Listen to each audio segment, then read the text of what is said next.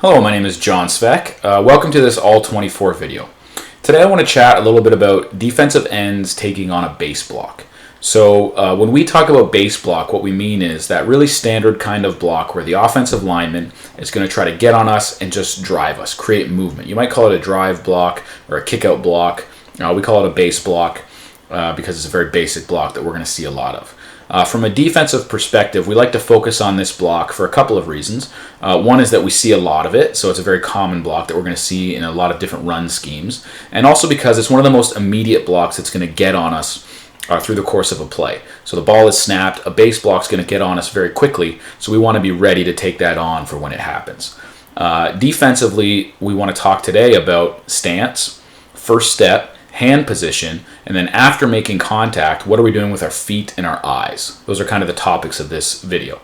So from a defensive end perspective, I always find it very interesting. I love talking to coaches about different philosophies on what kind of stance is best for your defensive end. The options would include a 3-point stance, a 2-point stance, and even within those, if you're a 3-point stance player, which hand is down, which foot is back, and in a 2-point stance, same question, which foot do you want up?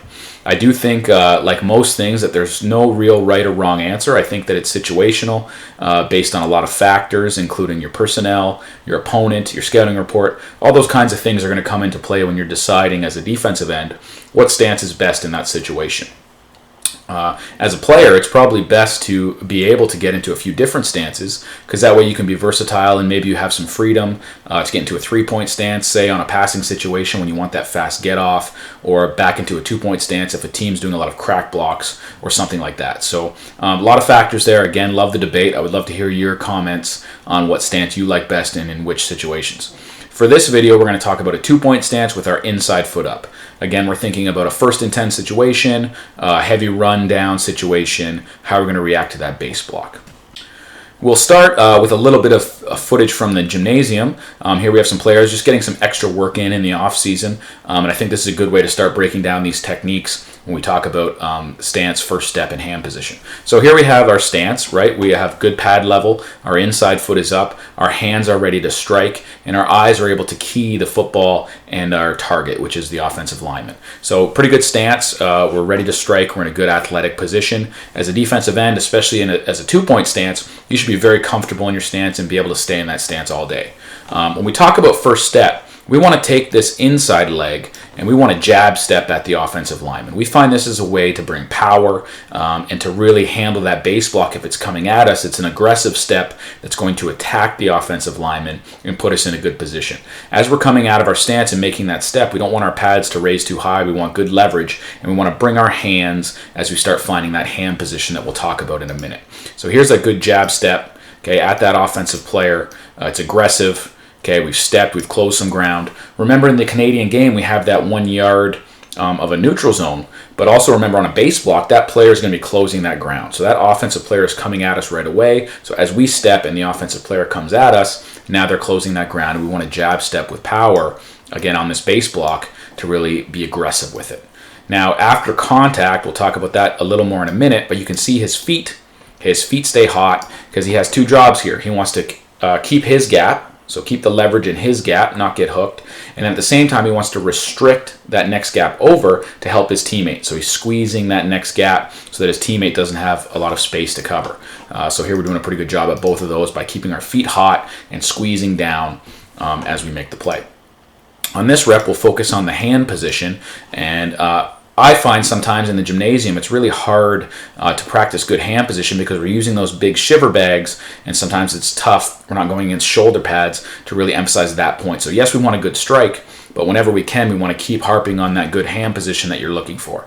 As a defensive end, we're probably going to be outweighed by that offensive lineman. He's probably going to be about a 300-pounder at our level, maybe 350, and we are going to be smaller than that. So we don't want to take on that whole 300 pounds. We want to work half the man. So to work half the man, we're going to attack as a hand position via the neck and the shoulder.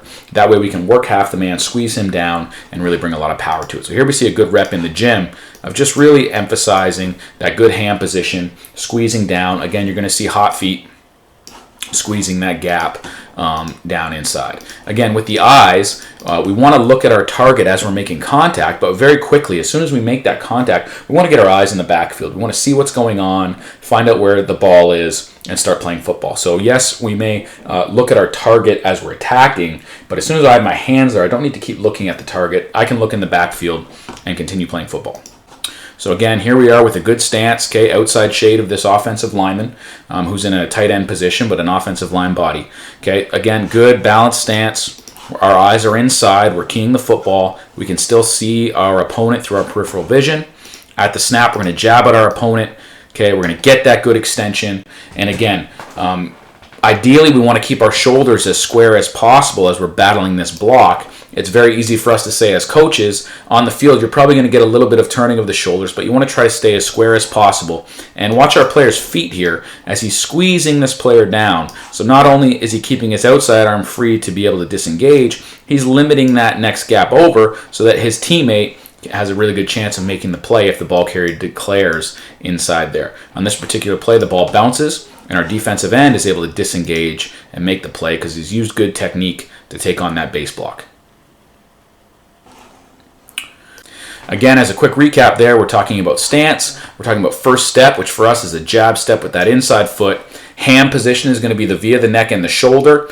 After contact, we want to make sure our feet are hot so that we're squeezing down that adjacent gap, our shoulders as square as possible. And as soon as we make that contact, we want our eyes to come off of the target and into the backfield so we can see where the ball is going and play football. Again, this is one way of talking about it and doing it. I would love to hear your comments about a way you do this differently. Hope you have a great day. Thanks for watching.